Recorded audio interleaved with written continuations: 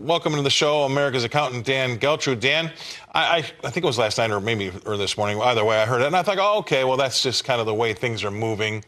I haven't been to a branch in over 10 years, really.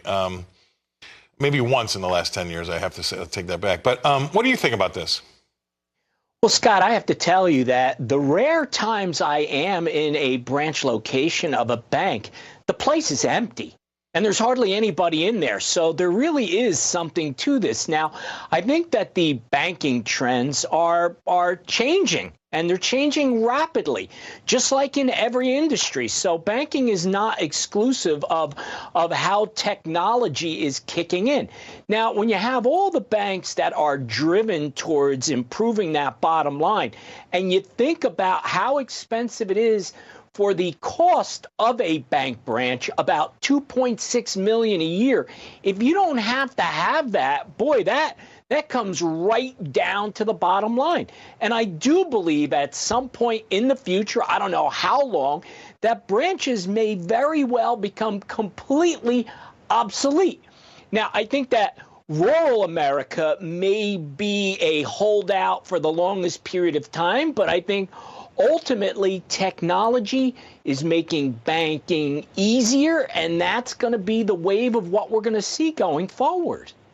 Yeah, I think you're right. I mean, what I wanted to do with this is I would have liked to have taken more time, but in the interest of getting the story out there, I didn't. But, you know, there's probably a lot of folks down in, say, Florida and Arizona that love to go to the bank, right, because that's still part of their age group, right? But when you start seeing folks like your age and my age, I mean, I literally have not been in a bank branch for myself in over 10 years. I went for my mother-in-law because she's a little older, and I helped her with some CDs that she was buying. But other than that, I wouldn't have gone in. And I can see how our age group won't ever really need a branch location because you can move money around so easily nowadays.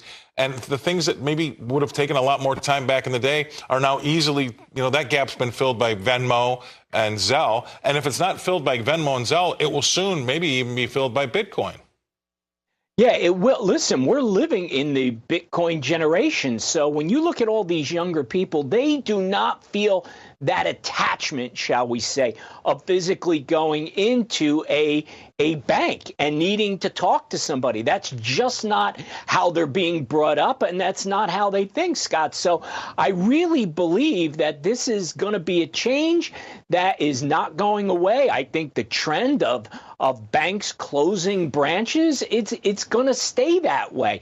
And you know, we're also moving towards a cashless society. Bingo. So when you think about it, Scott, without cash, do you really have to be in a bank that often? I think not.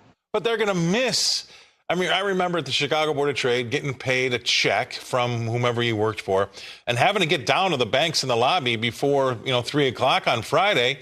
So you had money for the weekend. I mean, this is before, obviously, those teller machines where they now charge you money to take out your own money. But remember that, standing in line on a Friday waiting to get cash out of the bank for the weekend? I mean, those kids are going to miss that. And then the other one, which I was really good at, was playing that 3-day float. Remember, we could always play the 3-day float. Remember how to do that? I mean, nobody's going to have that ability anymore, are they? No, they're not. And look, this is the new world. And when you really look how quickly life is changing and businesses are changing all the way around, this should not come as a surprise to anyone. And again, I really foresee in our lifetimes, without any issue, that seeing a actual bank is going to be like seeing a classic automobile. You know, you're saying to your grandchild, hey, took you a look at that. That's a bank. Right. Because you know what it's going to be. It's going to be artificial intelligence. It's going to be a person that you can actually talk to on your phone, look at a picture of a person talking back at you, and it's going to be fake anyway. So that's crazy stuff. And I just wanted to do that story because you did a perfect segue into the next story, and that's where we're going to talk about a cashless society, but I don't want to get there too early. But great stuff to have you on. Great to start off a week with you. Thank you very much, Dan. Dan Geltrude coming to us from Nutley, New Jersey. Dan, we'll see